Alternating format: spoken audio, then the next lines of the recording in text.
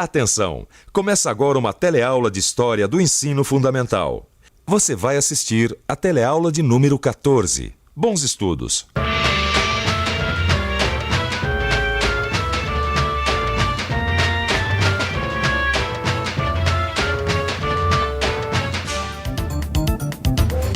Independência ou morte? Garanto que você já ouviu essas palavras antes. Não ouviu? Acho até que você sabe quem deu o grito da independência e quando. Agora, você sabe como e por que a independência do Brasil aconteceu? Esta é a história que nós vamos investigar hoje. Até logo.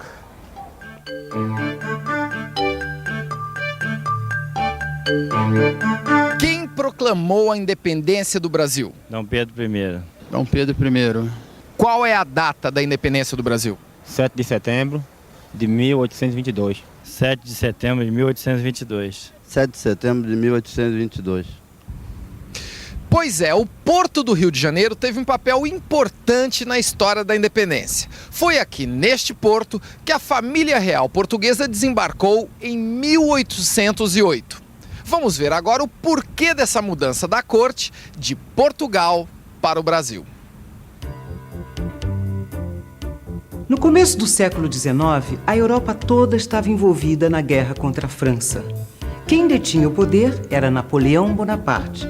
Um dos objetivos de Napoleão era conquistar a Inglaterra. Para conseguir este objetivo, Napoleão decretou o bloqueio continental. Isso queria dizer que todos os países do continente europeu estavam proibidos de negociar com as ilhas inglesas. O que a guerra entre franceses e ingleses tem a ver com a nossa história? Simples. Portugal tinha uma longa tradição de amizade e comércio com a Inglaterra. Por outro lado, não podia enfrentar o exército francês sozinho. Por isso, a solução encontrada pelo rei Dom João VI foi vir para bem longe, para o Brasil, colônia portuguesa na América. Aqui ele poderia continuar suas relações comerciais com os ingleses. Napoleão, ocupado com a guerra na Europa, não podia pressionar o rei numa região tão distante. Foi assim que começou uma história que todos sabemos onde foi dar. Mas para entendê-la bem, a gente tem que investigar. Em março de 1808, a corte chegou ao Rio de Janeiro, a sede da América Portuguesa. Não se sabe exatamente quantas pessoas vieram com a família real, mas vários estudiosos estimam entre 10 e 15 mil pessoas. Eram ministros, funcionários públicos, nobres e religiosos. Toda essa gente importante foi recebida com muita pompa e muita festa. Mas a cidade não estava preparada para acomodar todo mundo. E o que acabou acontecendo foi que muitas famílias foram deslocadas para dar lugar aos novos moradores. Outros problemas chamaram a atenção de Dom João VI. A América Portuguesa era formada por regiões que tinham poucos contatos e pouca integração entre si, o que poderia resultar na divisão da colônia em vários países diferentes. A intenção de Dom João VI e seus ministros era de centralizar no Rio de Janeiro a administração colonial. Dom João VI tinha motivos para ficar preocupado. Afinal, há bem pouco tempo, no final do século XVIII, a coroa portuguesa tinha tido que enfrentar dois movimentos que contestavam a dominação colonial. A Conjuração Mineira, em Vila Rica, Minas Gerais, em 1789, e a Conspiração dos Alfaiates, ou Conjuração Baiana, em Salvador, em 1798. Antes da chegada de Dom João VI, as regiões da América Portuguesa estavam distantes, afastadas. Tanto é que as revoltas na Bahia e em Minas foram acontecimentos regionais, que propunham mudanças locais. A partir da chegada da corte, a coisa mudou de figura. Um importante grupo de proprietários, comerciantes e funcionários começou a se interessar pela permanência da família real no Brasil e pela criação de um império americano. Para a construção desse império, era necessário estabelecer relações econômicas com outros países. É com esse objetivo que Dom João VI assina a abertura dos portos às nações amigas.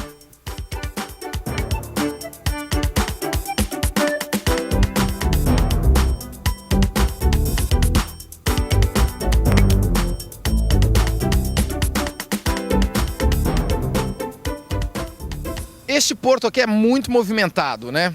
Quantos navios mais ou menos atracam por dia? Uns 30 navios. 30 navios. E de que países são esses navios? São diversas nacionalidades, né? Esse daqui atrás, por exemplo, Esse é panamenho. do Panamá. E esse aqui do nosso lado direito, Esse é grego, da Grécia. da Grécia. Que tipo de mercadorias que chegam no porto? São diversas mercadorias também que entram e saem do porto. Por exemplo, Granéis, trigo. Bobinas de papéis, temos produtos químicos, e quantas toneladas entram e saem do porto por dia? 350 mil toneladas. 350 mil. Quanto que representa em dinheiro por dia essas mercadorias? A base de 40, 50 milhões de dólares. Toda essa movimentação, na verdade, começou em 1808, quando Dom João VI assinou a abertura dos portos às nações amigas. Todo o comércio exterior era feito através dos portos e todos os portos brasileiros podiam fazer comércio com países diferentes. Se o objetivo era inaugurar sua estadia no Brasil com chave de ouro, Dom João tinha acertado em cheio.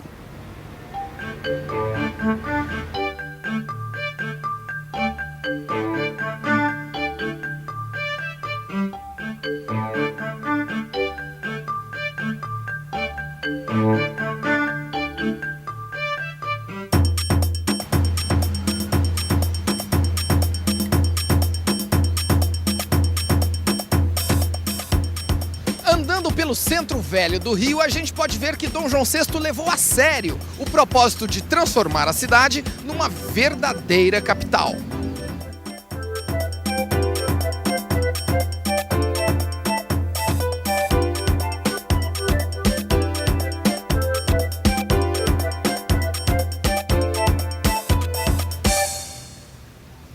Vamos dar uma olhada nos postais aqui nessa banca de revista. E aí, chefe, posso ver aqui? Olha só, vamos ver alguns dos melhoramentos que a presença da corte portuguesa trouxe para a cidade do Rio de Janeiro. Olha só.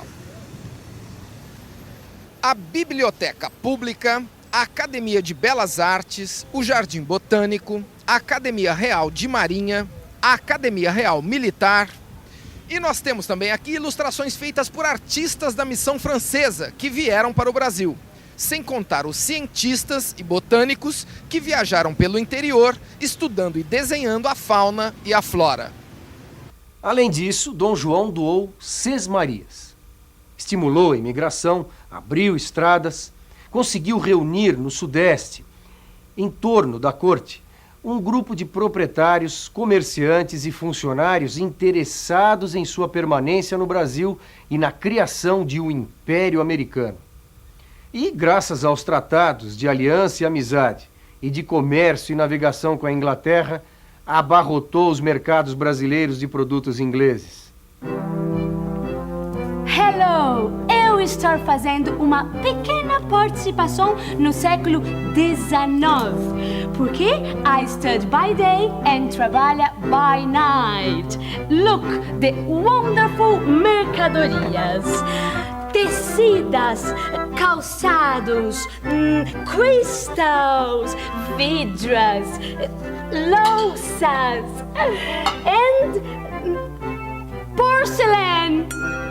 Todos diretamente da Inglaterra e bem baratinhas, because eu pagar imposto pequenininho. Se you estiver interested, my name is Mary Starr. Mas se a região sudeste ia bem obrigado, o mesmo não acontecia aqui no Nordeste. Em 1817, estoura em Recife e em Olinda a Revolução Pernambucana. Esse movimento foi inspirado nas ideias da Revolução Francesa. Em outras palavras, era um movimento republicano. Os revoltosos chegaram mesmo a proclamar a República dos Lavradores, que durou 75 dias e foi derrubada pela coroa portuguesa. Quando a Revolução Pernambucana estourou, o Brasil não era mais uma colônia. Em 1815, Dom João havia levado a antiga colônia a Reino Unido a Portugal. Éramos agora a sede do governo português. Essa situação satisfazia os brasileiros que se beneficiavam da política de Dom João e os portugueses que moravam no Brasil. Já em Portugal, as coisas não iam tão bem assim. Em 1820, estoura a Revolução do Porto. As elites portuguesas estavam descontentes, sentiam-se abandonadas pelo rei e prejudicadas pelo fim do pacto colonial. Exigiam que Dom João e a família real voltassem a Lisboa e que o Brasil fosse recolonizado imediatamente. Mais uma vez, o rei de Portugal ia enfrentar o mar. Mas Dom João não estava disposto a recolonizar o Brasil. Voltou a Portugal, como exigiam seus súditos, mas deixou aqui seu filho, o príncipe Dom Pedro. Sem um representante da família real, o Brasil podia tomar o rumo das outras colônias americanas, fazer uma revolução e proclamar a República. O resto da história eu mesmo posso contar. O grupo que apoiava Dom Pedro era o mesmo que apoiava o pai dele. Esse grupo não queria a República. Tinha medo que numa guerra de independência o país se dividisse. Também havia muito receio de rebeliões de escravos. Por outro lado, cada vez mais brasileiros queriam a independência, como nós podemos ver por esses jornais da época.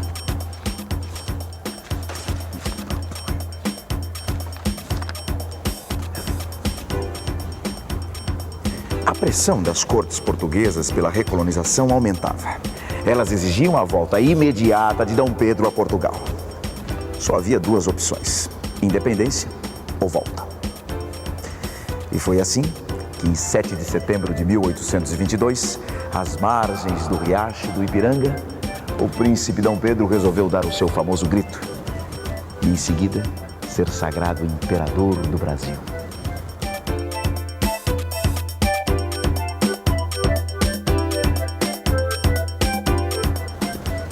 Mas fica sempre uma perguntinha no ar, não é? Por que Império do Brasil e não República do Brasil? E atenção, se liga aí que é hora da revisão. Na aula de hoje, vimos que em 1808, o rei de Portugal, Dom João VI e toda a corte vieram para o Brasil fugindo de Napoleão Bonaparte. Aqui, Dom João encontrou as províncias da colônia muito desunidas e adotou uma política habilidosa.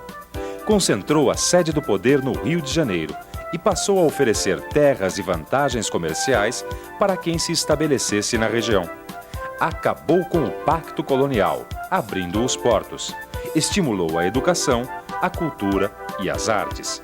Em 1817, aconteceu a Revolução Pernambucana em Recife, que queria a independência e a república.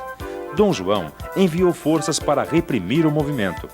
Em 1820, estourou a Revolução do Porto, em Portugal.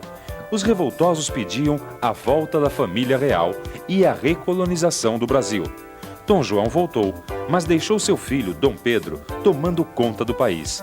2 anos depois, em 1822, Dom Pedro proclamou a independência e foi coroado imperador do Brasil.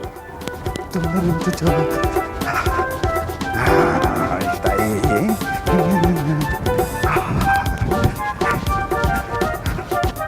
Então, pensaram na minha pergunta?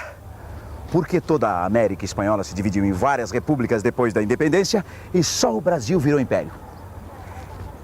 Veja o que o seu livro tem a dizer sobre isso. E até a próxima.